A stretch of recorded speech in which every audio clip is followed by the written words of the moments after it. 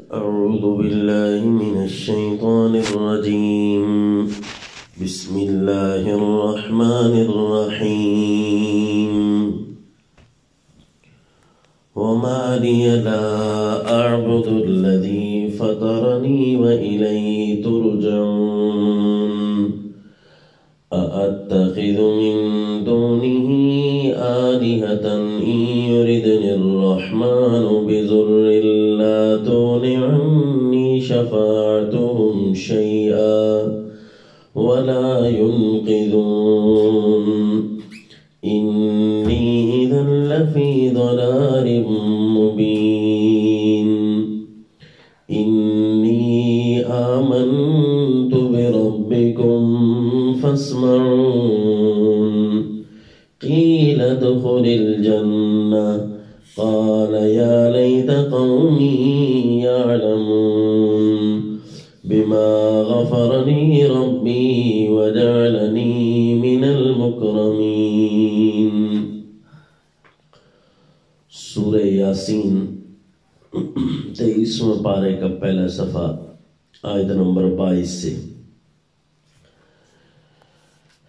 ان آیات میں اللہ تعالی کامل موحد کے فضائل ارشاد فرما رہے ہیں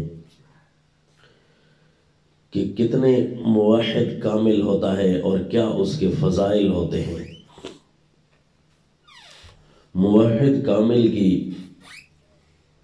فضیلت اور ان کے درجات اللہ تعالیٰ اس انداز سے بنا دیتے ہیں کہ انہیں اعلیٰ کام کرنے کی توفیق میسر آ جاتی ہے، کیونکہ یہ جو اللہ تعالیٰ کی عبادت ہے جس طرح یہ فرض ہے اسی طرح یہ تحفہ بھی ہے. تو اللہ تعالیٰ کی عبادت میں کمال حاصل ہونے لگ جانا یہ اللہ تعالیٰ کا تحفہ ہے، اور اس انداز سے عبادت ہونے لگ جانا کہ اللہ تعالیٰ خوش ہونے لگ جائیں یہ اللہ تعالیٰ کا تحفہ ہے. اسی لیے فرض کی ادائیگی کے لیے بندہ خود کھڑا ہوتا ہے، خلوص خود دکھاتا ہے، خشوع خضوع خود دکھاتا ہے، عبادت کے لیے کھڑا خود ہوتا ہے. لیکن جتنا خلوص بڑھتا جاتا ہے اتنا اللہ کا تحفہ کمال فی العبادت، عبادت میں کمال کا نصیب ہونا شروع ہو جاتا ہے. اس لیے رسول اللہ صلی اللہ علیہ وسلم عبادت کے لیے خود کھڑے ہوتے لیکن دعا ساتھ یہ مانگ لیتے کہ اللہم اعنی علی ذکرک و شکرک و حسن عبادتک. اے اللہ میں عبادت کرنے لگا ہوں، اب میری مدد کرنا، تیرے ذکر میں کمال ہو، تیرے شکر میں قدردانی میں کمال آئے، اور تیری حسن عبادت اچھی کر کے کرنے میں کمال نصیب ہو جائے. تو یہ اللہ تعالیٰ پھر کمال نصیب فرما دیتے ہیں. یعنی فرض کی ادائیگی کے لیے خشوع خضوع کے لیے بندہ خود تیار ہوتا ہے، پھر اللہ تعالیٰ کمال نصیب فرما دیتے ہیں. اس مرد مجاہد کو پہلا کمال یہ نصیب ہوا کہ جاء من اقصى المدینة رجل یسعى قال یا قوم اتبعوا المرسلین. کہ انبیاء پر اتنا خلوص، محبت اور ایمان میں پکا اور سچا تھا یہ مرد مجاہد. غریب آدمی تھا، دور رہتا تھا، لیکن انبیاء کے لیے دوڑ کر آیا. صرف دوڑ کر آنا عبادت میں، دین کی تائید میں، پھر عبادت بھی ایسے انداز کی کہ دین کی تائید تھی. تو پھر اس سے بڑی عبادت کیا ہو سکتی ہے کہ پورے دین کے لیے اپنی جان کا نذرانہ دینے کے لیے بھاگتا رہا. تو اس عبادت پر بھی اللہ اتنا خوش ہوئے کہ اللہ تعالیٰ اس کے بھاگنے کے انداز کو بھی قرآن میں بیان فرما رہے ہیں، چلنے کے انداز کو بھی قرآن بنا کر نازل کیا کہ جاء من اقصى المدینة رجل یسعى. شہر کے پرلے کنارے سے دوڑ لگائی. یہ اس کو اللہ نے پہلا کمال جو نصیب کیا وہ ان آیتوں میں ذکر ہے. پھر اللہ تعالیٰ نے اسے جو کمال دیا وہ اگلی 4 آیتوں میں موجود ہے کہ اتبعوا المرسلین اتبعوا من لا يسألكم اجرا وما لي لا اعبد الذي اتخذ من دونه انی اذا لفی ضلال مبین۔ یہاں سے یہ ساری 4 آیتوں میں پھر اس کا دوسرا کمال اللہ نے اسے نصیب فرما دیا کہ اللہ نے اسے بیان توحید کا آخری وقت میں موقع دے دیا۔ یہ سارے جتنے بھی تصوف کے مراحل ہیں انہیں طے کر کے سب سے آخری اور اعلیٰ مرحلہ جو ہے وہ ہے مشن انبیاء پر لگ جانا، تبلیغ کرنا۔ یہ سب سے اعلیٰ ترین منزلت ہوتی ہے، تو یہ اللہ تعالیٰ نے اسے نصیب فرمائی۔ آخر وقت میں اللہ نے بیان توحید کا اور اس انداز سے بیان کرنے کا موقع دیا کہ جس انداز کو خود رب تعالیٰ پسند فرماتے ہیں، مکمل طور پر نفی اور اس بات کہ عبادت صرف اللہ کی کروں گا، عبادت اللہ کے علاوہ اور کسی کے لیے کرنا جائز کہاں، کیونکہ وہ نفع نقصان کے مالک ہی نہیں ہوتے۔ یہ دوسری فضیلت اللہ تعالیٰ نے اسے نصیب فرمائی کہ اللہ تعالیٰ نے اسے آخری وقت میں اعلیٰ درجے کا اعلان توحید کرا دیا۔ اور تیسری خوبی اگلی آیت میں موجود ہے، آیت نمبر 25 میں، جو اللہ نے اسے کمال دیا، انی آمنت بربکم فاسمعون، کہ آخر وقت میں اپنے عقیدے کا برملا اظہار اس انداز میں کیا کہ میرا یہ عقیدہ ہے، خوب سن لو۔ اس انداز سے کیا کہ ذرہ بھر بھی کسی کے ڈر کی پرواہ نہیں تھی۔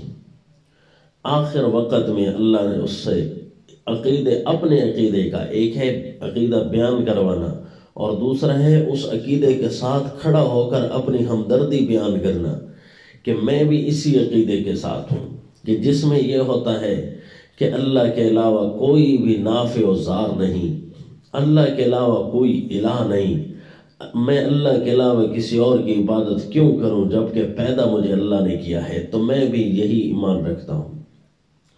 یہ تیسری فضیلت اللہ تعالیٰ نے اسے نصیب فرمائی۔ اور یہ تینوں فضائل جو ہیں ملا کر ایک چوتھی فضیلت بنتی ہے اس موحد کی۔ چوتھی فضیلت یہ تھی کہ یہ جو بھاگ کر آیا اور یہ جو بیان توحید کیا اور یہ جو اظہار ایمان کیا، ان تینوں فضائل کے براہ راست انبیاء 3 تھے۔ 3 انبیاء ہوں گے جو دن قیامت اس مرد مجاہد کے لیے اکیلے کھڑے ہو کر گواہی دیں گے اور اس کی تینوں باتوں کی گواہی دیں گے۔ یہ اللہ تعالیٰ نے اس کو تیسری فضیلت یہ نصیب فرما دی کہ انبیاء براہ راست اس کی تقریر کی گواہ بھی ہیں، سن بھی رہے ہیں، اس کے بھاگنے کے انداز کو دیکھ بھی رہے ہیں، تینوں پیغمبر، اور تینوں پیغمبروں کو سامنے کھڑے ہو کر اپنے آپ کو پیش کر رہا ہے اور ایمان سنا رہا ہے، اور تینوں پیغمبر اس پر گواہ بنتے جا رہے ہیں۔ یعنی اتنا اعلیٰ درجہ اللہ نے صحابیت کا نصیب فرمایا کہ 3 پیغمبروں کا ایک صحابی، تینوں نبی ہیں اور تینوں کا یہ ایک صحابی ہے۔ یہ چوتھی فضیلت اللہ تعالیٰ نے اسے نصیب فرما دی، اس تائید میں ساج کرنے کی، پھر بیان توحید کی، پھر اظہار ایمان کی فضیلت۔ یہ براہ راست 3 پیغمبر اس کی دیکھ رہے ہیں اور 3 پیغمبروں کا یہ ایک صحابی ہے۔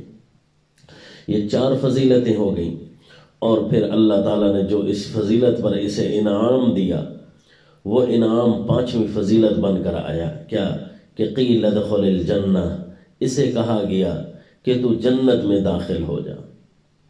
یعنی اس کو جو اللہ تعالیٰ نے فضیلت دی کہ اس کی فوراً ساری چیزیں قبول اللہ نے کر لی، کہ اس کے بھاگنے کو بھی قبول کیا، بیان توحید کو بھی قبول کیا، اظہار ایمان کو بھی قبول کیا، اور فوراً اللہ تعالیٰ نے اس کے لیے فیصلہ بھی فرما دیا۔ شہادت ملی، قوم والے ٹوٹے، جیسے ہی اس کو مارا تو فوراً آگے جنت کا دروازہ کھل گیا، قیل ادخل الجنہ۔ یہ اس کے لیے 5ویں فضیلت تھی۔ پھر اس کے بعد اللہ تعالیٰ نے 6ٹھی فضیلت ایک اور نصیب فرما دی اس مومن موحد کو، توحید کی تائید کرنے والے کو۔ 6ٹھی فضیلت کہ اللہ نے اس کی جنت کی گفتگو جو اس نے وہاں پہنچ کر کی، پہلا تبصرہ جو اس نے وہاں جا کر لگایا، اس تبصرے کا تذکرہ بھی اللہ نے قرآن بنا کر نازل کر دیا۔ یہ اللہ تعالیٰ نے اس کو چھٹی فضیلت نصیب فرما دی۔ کیا کہا؟ یا لیت قومی یعلمون بما غفر لی ربی وجعلنی من المکرمین۔ جیسے ہی وہاں پہنچا، وہاں کے حور و غلمان اور وہاں کے ان کے اپنے استقبال، فرشتوں کی سلامیاں، جنت کے دروازے اور انبیاء اولیاء کی وہاں ملاقاتیں، نیک لوگ، شہید، صدیق، ان کی ملاقاتیں، اور جب بھی اتنا اچھا انداز دیکھا، ہر کوئی سلامیاں دے رہا ہے، ہر کوئی مبارکیں دے رہا ہے، جس طرح قرآن میں ہے کہ سلام علیکم طبتم، جنت میں داخلے کے وقت فرشتے یہی مبارک اسی انداز میں دیتے ہیں، سلام علیکم طبتم فادخلوها خالدین۔ تو اتنی زیادہ اپنی عزت وہاں دیکھ کر کہنے لگا یا لیت قومی یعلمون، ہے کاش میری قوم کو پتہ چل جاتا کہ یہاں کیا ہو رہا ہے۔ بما غفر لی ربی، میرا تو ایک بھی گناہ اللہ نے سامنے نہیں کیا، سب کچھ معاف کر دیا۔ وجعلنی من المکرمین، صرف اس حق مسئلے کی تائید اور انبیاء پر ایمان لانے میں، کمال حاصل کرنے والے عبادت میں اللہ نے مجھے جو نصیب فرمائی، بڑی عزتیں کروائی میری یہاں۔ وجعلنی من المکرمین، یہ چھٹی فضیلت اللہ تعالیٰ نے اسے نصیب فرما دی۔ اب یہ 6 فضائل کا مجموعہ ہوا، 6 فضیلتیں۔ پہلی 3 فضیلتوں میں سے چوتھی فضیلت جو تھی وہ ان کے مجموعے کی تھی کہ تینوں فضیلتوں کے گواہ نبی تھے۔ پھر اس کے بعد جتنے فضائل ہیں، 6 فضائل ہو گئے کہ اسے جنت میں داخلے کا اعلان ہوا، اس کی جنت کی گفتگو کا تذکرہ اللہ نے قرآن میں کیا۔ تو ان 6 فضائل کے ساتھ مجموعہ 7ویں فضیلت یہ ہے کہ اللہ تعالیٰ نے پھر اس مرد مجاہد کی پورے واقعے کو اپنے آخری کلام میں اللہ تعالیٰ نے جگہ دی، اور اس کی زندگی کو بطور دلیل کے، بطور نمونہ کے موحدین کے سامنے رکھا کہ یوں کرو۔ یہ بھی گویا اس کی 7ویں فضیلت ہے۔ اور اس کے بعد 8ویں فضیلت یہ کہ ما انزلنا علی قومہ من بعدہ من جند من السماء وما کننا منزلین۔ یہ اس کی 8ویں فضیلت ہے۔ اللہ نے فرمایا کہ ہم نے اس کے پھر خون کو ضائع نہیں ہونے دیا۔